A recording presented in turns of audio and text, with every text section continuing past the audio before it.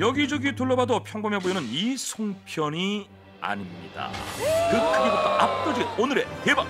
이게 송편이라면 믿으시겠습니까? 지금까지의 송편은 잊으세요. 송편의 대반란이 시작됩니다. 입 떡 벌어지는 크기로 손님들 사로잡은 대박 송편. 송편의 변신은 무죄. 도토리 왕송편 지금 바로 공개합니다. 감자 같아요. 네네. 특이한 송편으로 손님들 사로잡은 대박집. 아침부터 송편을 사는 사람들의 발길이 끊이지 않는데요. 그 인기 비결. 하나만 먹어도 배를 채워주는 푸짐함에 있습니다. 추석이 아닌 날에도 왕송편을 먹기에 손님들이 찾아온다고 하는데요. 야, 3개 먹으면 배부르겠네. 주먹만 해요. 성인 주먹과 비교해도 뒤지지 않는 크기의 대박 송편. 일반 송편과의 크기 차이가 한눈에 보이시나요? 무려 5배라고 하는데요. 그야말로 송편계의 서동이라고 합니다. 도토리라는데 떫어야 되는데 떫은 맛도 안 나고 되게 고소하고 맛있는 것 같아요. 호두 같은 게 들어가서 씹히는 게 있어서 너무 좋았습니다. 속도 다른가 봐요. 대박집의 송편은 크기만 큰 것이 아니라는 사실. 송편 안에는 엄청난 양의 견과류가 가득 들어있는데요. 한입 베어 물면 입안 가득 채우는 고소함이 일품이라고 합니다. 크기가 큰 만큼 속까지 알차게 채워진 왕송편. 그 맛의 비밀을 파헤쳐보지 않을 수가 없는데요. 쌀을 곱게 갈아내는 것은 기본. 하지만 여기에 꼭 들어가는 것이 있었으니 도토리 가루요. 쌀가루에 도토리 가루를 넣어주면 떫은 맛 대신 고소함만 남는다는 사실.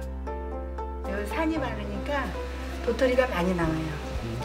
지역 특산물인 도토리가 주인장의 손에서 왕송편으로 새롭게 탄생한 거라고 합니다. 또한 가장 중요한 송편수에는 해바라기 씨와 호두를 아낌없이 넣어야 식감이 살아난다는 사실. 이제는 송편을 빚을 차례인데요. 그런데 이때 주인장 옆에 나타난 의문의 여인.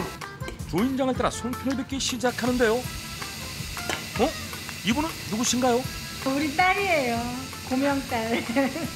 따님이시구나. 네. 저희 어머니가 1대시고요. 저는 2대고요. 우리 딸은 3대예요. 무려 60년 동안 3대째 이어온 대박집. 송편 빚는 모습이 꼭 닮은 것이 모녀 사이가 확실한데요. 빚은 송편의 모양도 똑같습니다. 처음에는 이제 엄마 혼자 방앗간을 하시니까 너무 힘이 드셔가지고 한 1년 정도만 좀 도와드리겠다 해서 내려오게 됐어요. 근데 이제 하다 보니 너무 일이 버거워지게 돼서 이제 완전히 다 내려오게 됐죠.